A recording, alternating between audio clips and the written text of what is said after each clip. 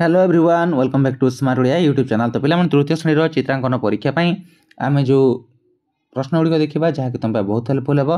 तो चलो वीडियो को स्टार्ट करवा। ता पूर्व जब चैनल नुआ अच्छो तो चैनल को सब्सक्राइब करने को जमार भूलनी और पाखे बेल आइकन को प्रेस कर ऑल बटन क्लिक करके रखिए जहाँकि तुम मानी बहुत हेल्पफुल हे। जेकोसी नुआ वीडियो अपलोड है सर्वप्रथम तुम तार वीडियो नोटिफिकेशन टी पाइपर बुझीगला।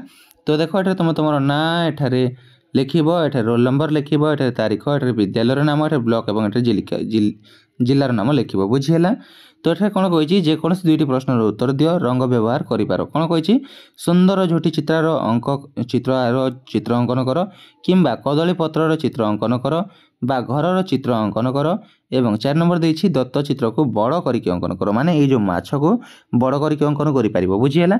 तो ए भितर 4टा भितर जेकोसी दुईटा ही करिवो जोटा कि गोटे नंबर तुम 25 मार्क लेखा रही। तो पिला माने एटा थिला तुमरो समस्त प्रश्न। आशा करछि वीडियो पसंद आइथिबो। जदि वीडियो पसंद आइथिबो गोटे लाइक और शेयर कर देबो। चैनल को सब्सक्राइब करबा को जमार भूलबनी।